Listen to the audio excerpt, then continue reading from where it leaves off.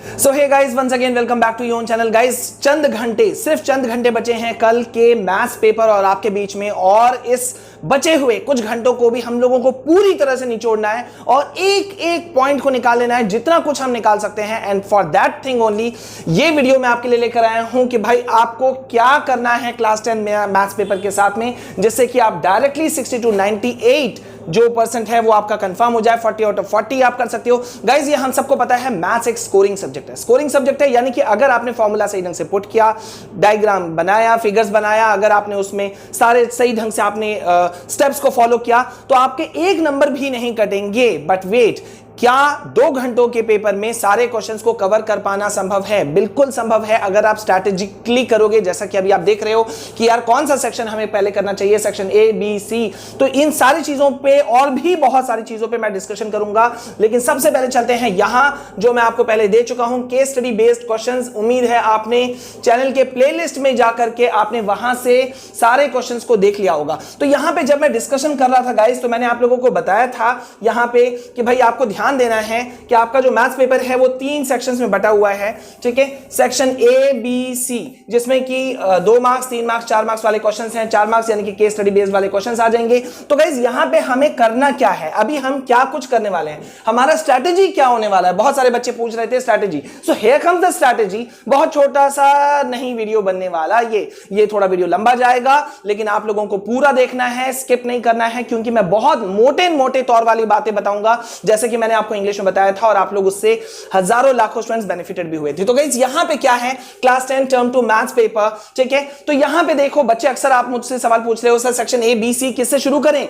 अगर मुझसे पूछते हो, देखो सेक्शन कोई भी आप शुरू करो, चॉइस आपका है। ठीक है, इसलिए देखो मैंने पहले ही कहा, ये इंटायरली आपका चॉइस है कि भाई आप किस सेक्शन से शुरू करना चाहते हो, किस सेक्शन में आप अपने आप को कंफर्टेबल पाते हो। But if you will ask me, तो आपको शुरू करना चाहिए विद सेक्शन सी से। क्यों? सेक्शन ए में ऑब्वियस बात है, मार्क्स तो सब में मिलने वाले हैं यार, लेकिन ए में अगर आप रहते हो तो वहां कम मार्क्स वाले हैं और आपको टाइम ज्यादा लग जाएगा। राइट, 2 नंबर वाले क्वेश्चंस हैं, आपको टाइम ज्यादा लगेगा, क्योंकि कैलकुलेशन वहां भी करना है। और इस वीडियो में आगे बढ़े इससे पहले मैं कांग्रेचुलेट करना चाहूंगा और नाम अनाउंस करना चाहूंगा उन लकी स्टूडेंट्स का, विनर्स का, जिन्होंने अनअकैडमी के IIT JEE super 30 test series में पार्टिसिपेट किया था, और वो लकी विनर्स भी रहे। उनमें से कुछ बच्चों के नाम हैं वंशिका बंसल, प्रतीक कुमार, इंद्रजीत कुमार, वर्तिका सिंह, साक्षी गुप्ता एंड मनी अदर्स। और हु नोज गाइज कि नेक्स्ट आप भी विनर हो सकते हो। और गाइज, अभी यहां पे एक जरूरी बात, जैसा कि अभी आपको पता है कि भाई JEE मेन 2022 जो है वो पोस्टपोन हो गया है। सो अभी आप सबके पास में एक गोल्डन चांस है, गोल्डन मौका है to make the best use of time with the IIT JEE super 30 test series, क्योंकि इसमें आप सबको कराया जाएगा इंटेंसिव रिवीजन फॉर JEE 2022। और गाइज, अब एक बड़ा बेनिफिट और भी है, IIT JEE super 30 test series में आप पार्टिसिपेट कर सकते हो हर दिन शाम 6 बजे। Isn't it great? अब इसमें पार्टिसिपेट करके देखो, इसमें एक बड़ा बेनिफिट यह है कि आप ट्रैक कर सकते हो कि आपका JEE का प्रिपरेशन कैसा चल रहा है। तो इसमें एनरोल करने के लिए, फ्री में एनरोल करने के लिए यूज कीजिएगा मेरे रेफरल कोड विशाल KR को। और गाइस, मैं आपको बता दूं कि ये all India level live test है, मतलब you can see where you stand, आप कहां स्टैंड करते हो। ठीक है, और इसमें पार्टिसिपेट करके आप जीत सकते हो प्राइजेस वर्थ ₹50,000। इतना ही नहीं गाइस, 50 लकी विनर्स को मिलेगा गिफ्ट्स और वाउचर्स एवरी वीक। ठीक है, तो अपने IIT JEE प्रिपरेशन को और बूस्ट करने के लिए और ट्रैक करने के लिए कि आप कहां स्टैंड करते हो, इस IIT JEE super 30 test series का हिस्सा हर शाम 6 बजे आप बन सकते हैं। बनिए और यूज कीजिएगा मेरे रेफरल कोड विशाल KR को। और अब हम वापस आते हैं अपने टॉपिक पर। तो टाइम आपको लग जाएगा सेक्शन ए में, और हमारे लिए टाइम ही सबसे बड़ा फैक्टर है। देखो, कुल मिला के 14 ही क्वेश्चंस करने हैं। कितने क्वेश्चंस करने हैं आप लोगों को टोटल? आप लोगों को करने हैं 14 क्वेश्चंस ओनली, और वो भी कितना देर में? 2 घंटों में। ठीक है, सुनने में बहुत इजी लगता है, अगर कोई एग्जाम से बाहर बैठा होगा तो बोलेगा यार 2 घंटा में 14 क्वेश्चन कौन सा मुश्किल काम है, लेकिन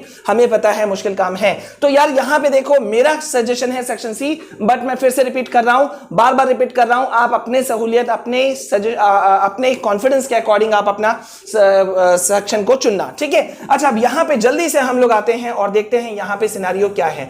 ठीक है, तो देखो यहां पे एक सेकंड, ये देखो यहां पे अभी मैं शुरुआत कर रहा हूं केस स्टडी बेस्ड क्वेश्चन, यानी कि सेक्शन सी से ही मैं शुरुआत करूंगा, ऑब्वियस सी बात है। तो यहां पे जब हम केस स्टडी बेस्ड क्वेश्चन से शुरू करते हैं ना, तो मैं आपको सजेशन दे रहा हूं, एक केस स्टडी बेस्ड वाला क्वेश्चन मैंने आपको वीडियो दिखाया था, राइट? ये वीडियो आप लोगों को पूरी तरह से मैंने दिया है केस स्टडी बेस्ड वाले क्वेश्चंस के लिए ही। सारे चैप्टर के most important case based study questions मैंने आप लोगों को दिए हैं। अगर आप लोगों ने नहीं देखा तो जल्दी से जाके देख लेना, ठीक है? फिलहाल मैं वापस आता हूं और एक बार मोटे तौर पर मैं आपको बता देता हूं कि आपके लिए केस स्टडी बेस्ड वाले क्वेश्चंस कहां से सबसे ज्यादा इंपॉर्टेंट होने वाले हैं। तो चैप्टर जो है 4, 5, 9, 13 ये आपके लिए बहुत ज्यादा साबित होने वाले हैं फ्रूटफुल। कैसे, मैं आपको बताता हूं। देखो, अगर हम बात करते हैं, चलो इसको थोड़ा सा और उठाते हैं। ये देखो, अगर हम बात करते हैं ना चैप्टर 10 की और 11 की, यानी कि सर्कल का और कंस्ट्रक्शन का, तो यहां पे बहुत रेयर चांसेस हैं कि केस स्टडी बेस्ड क्वेश्चंस आएंगे। हालांकि मैंने कुछ आपको दे दिया था, बट स्टिल जब अगर आप मोटे तौर पे देखते हो, अगर आप सीबीएसई का आपने सैंपल पेपर अगर आपने देखा, ऑफिशियल सैंपल पेपर, तो उससे में आपको समझ में आएगा। स्पेशली बेसिक वाला भी अगर आप देखते हो, बेसिक मैथ्स वाला, तो आपको बहुत कुछ समझ में आता है, इंसाइट नजर आता है सीबीएसई क्या कहना चाह रही है, ठीक है? तो यहां पे देखो, मेरे हिसाब से क्लास 10 और चैप्टर 10 और चैप्टर 11 से कम चांसेस हैं, रेयर चांसेस हैं, ठीक है? तो चांसेस मैक्सिमम कहां से हैं, अब आपका सवाल होगा, ठीक है? तो भाई आपका मैक्सिमम चांसेस जो है वो हो रहा है चैप्टर 5 से। बहुत ही ज्यादा आपके जो हैं वो चांसेस हैं, ठीक है? ये देखो, चैप्टर 5 जो है ये है आपका, यहां से मैक्सिमम चांसेस हैं, ठीक है? और चैप्टर नंबर 5 कौन है? एपी है, यानी कि अरिथमेटिक प्रोग्रेशन, ठीक है? और चैप्टर नंबर 14 कौन है? स्टैटिस्टिक्स है, जहां पे भी अच्छे चांसेस, गुड चांसेस हैं। आप यहां पे आप एक बार नजर डाल लेना केस बेस्ड स्टडी वाले क्वेश्चंस पे, ठीक है? अब एक और मैं आपको दे रहा हूं यहां पर, चैप्टर 9 यानी कि ट्रिग्नोमेट्री, यहां पे वेटेज 7 मार्क्स का है और यहां से भी चांसेस बन रहे हैं, बहुत चांसेस है। मैंने चेक किया, मैं कई प्रीवियस ईयर क्वेश्चंस में भी गया हुआ था, तो मैंने इस चीज को फाइंड आउट किया, ये मुझे काफी ज्यादा लगा। अब यहां पे एक बड़ा सवाल जो आप लोग मुझसे पूछ रहे थे कि सर कौन सा चैप्टर ज्यादा स्कोरिंग आपको लग रहा है, तो ऑब्वियस सी बात है बच्चों, मुझसे अगर आप पूछोगे तो मैं आपको बोलूंगा मुझे ज्यादा लग रहा है स्कोरिंग, जो लग रहा है वो लग रहा है कौन सा? एपी, यानी कि अरिथमेटिक प्रोग्रेशन मुझे स्कोरिंग चैप्टर लग रहा है। इसके बाद में अगर आप वेटेज को देखते हो तो स्टैटिस्टिक्स का वेटेज जो है वो 8 मार्क्स है और कंस्ट्रक्शन चैप्टर का वेटेज 3 मार्क्स है, ठीक है? तो ये दोनों चैप्टर जो हैं बहुत हाईफाई नहीं है। स्टैटिस्टिक्स इजी है, कंस्ट्रक्शन इजी है, फॉर्मूला को अगर आप पुट कर लेते हो, वैसे ही ट्रिग्नोमेट्री को भी देखो, वहां पे ज्यादा फॉर्मूलाज नहीं है, ठीक है? मीन, मीडियन, मोड, ये सब स्टैटिस्टिक्स का अगर आप देखो तो मतलब यहां से आपको जो है वो आपको इजीली आपके जो है वो 11 मार्क्स आपके बन जाते हैं, ठीक है? तो यहां आपके अगर दोनों स्टैटिस्टिक्स और कंस्ट्रक्शन अगर दोनों को आप कवर करते हो तो 8 + 3 11 मार्क्स आपके फुल शॉट बन गए, श्योर शॉट, ठीक है? अब यहां पे आपका पूरा खाका मैंने आपको बताया कि आपको अरिथमेटिक प्रोग्रेशन पे ज्यादा ध्यान देना है और एनसीईआरटी। लेकिन इसके अलावा मैं कुछ इंपॉर्टेंट पॉइंट्स बता दूं कि आप कैसे क्रिएट कर सकते हो एक मैजिक आप कैसे क्रिएट कर सकते हो इन योर एवरी पेज। देखो, कॉपी है, आपका जो कॉपी का पेज होता है ना, वो पेज, ठीक है? सबसे पहले मार्जिन इस साइड तो छूटा रहता है, आपको इस साइड भी मार्जिन छोड़ना है, ठीक है? रफ जो भी करोगे, या तो रफ पेज मांग लो, या तो लास्ट पेज में रफ करो, या तो यहां रफ करोगे तो यहां लिख देना रफ, ठीक है? नीट एंड क्लीन कॉपी होना चाहिए आपका। अच्छा, मैं भी उस पर आऊंगा। अब यहां देख लेते हैं, आप, मेरा सजेशन है, देखो टॉपर्स की कॉपी देखोगे ना तो वो लोग कोई भी आंसर जब लिखते हैं, पहले तो सेक्शन एबीसी आप चुन लो, उसको हेडलाइन अच्छे से दे दो। मान लो आप सेक्शन बी से शुरू कर रहे हो, ए से शुरू कर रहे हो, तो सेक्शन ए बी लिखा आपने।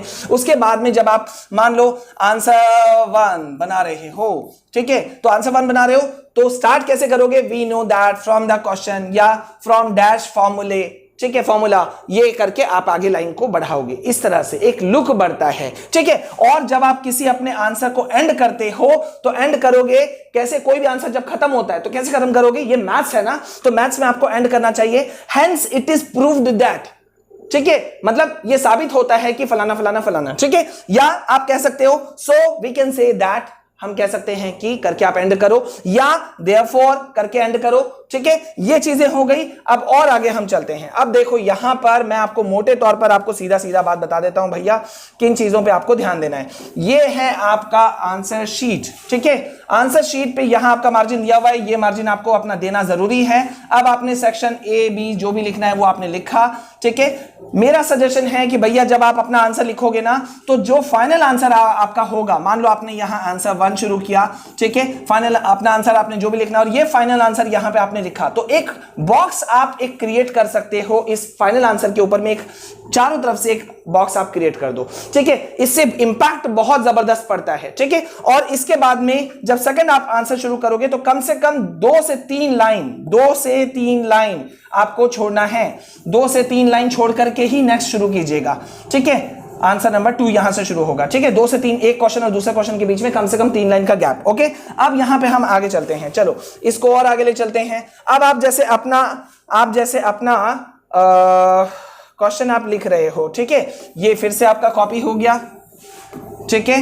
ये अब जब आप अपना आंसर 1 लिख रहे हो सपोज, तो यहां पे आप जब आपने लिखना शुरू किया तो अक्सर ये चीज देखा जाता है, इक्वल्स टू आपका साइन जो है वो सब एक स्ट्रेट लाइन पे हो, ठीक है। आप जो भी चीज लिख रहे हो, जो भी आपका आंसर है, लेकिन इक्वल्स टू एक लाइन पे हो। कॉपी नीट एंड क्लीन देखो यार, टीचर को इंप्रेस करोगे तो 2-4 नंबर ज्यादा भी खुश होकर दे देगा। आप कोई डायग्राम बनाते हो तो डायग्राम आप बनाते हो उसको एकदम नीट एंड क्लीन बनाने की कोशिश करो, ठीक है। आपको पता है ब्लू पेन का यूज करना है, पेंसिल का यूज नहीं करना है, तो मत करो यार, ठीक है। एकदम आप जब इस तरह से चलोगे ना, देखना आपका जबरदस्त मार्क्स आएगा, एकदम आपको कोई इशू बिल्कुल भी नहीं होगा, ठीक है। अच्छा, एक बहुत बड़ा प्रॉब्लम होता है स्टूडेंट्स के पास में, वो क्या होता है कि यार बनाना शुरू किए, स्पेशली मैथ्स में तो ये जबरदस्त बड़ी भयानक बीमारी है, हर किसी के साथ होता है। मैं जब था तब मेरे साथ भी होता था यार, झूठ क्यों बोलना है। यहां पे देखो क्या होता था कि मान लो आपने आंसर नंबर 4 शुरू किया, अब आप 4 शुरू किया, जोश में तो शुरू कर दिया, लेकिन थोड़ा दूर जाने पे पता चला यार मेरे को आ नहीं रहा है, तो क्या करें, इसको काट दें। अक्सर ऐसे बच्चे करते हैं, काट देते हैं। बिल्कुल मत काटना, एक लमसम एक स्पेस छोड़ दो पूरा, और नेक्स्ट क्वेश्चन में आप बढ़ जाओ, और नीचे पे पहले ही लिख दो PTO, ठीक है। ये लिख देना, मान लो आप दोबारा आप टाइम बचने पर आप आए और आप नहीं कंप्लीट कर पाए, तो कम से कम PTO लिखने की वजह से आपका टीचर जो है कॉपी चेकर, वो पीछे पेज में अगले पेज में जाएगा। काटा कोटी बिल्कुल नहीं करना। कोई चीज को अगर आप काट रहे हो तो सिर्फ मान लो आपने 4 6x स्क्वायर कुछ भी आपने लिखा और ये नहीं है, तो सिर्फ ऐसे काट दिया 2 बार बस, ठीक है। कॉपी नीट एंड क्लीन रखो, आप देखो आपका मार्क्स कैसे बरसेगा।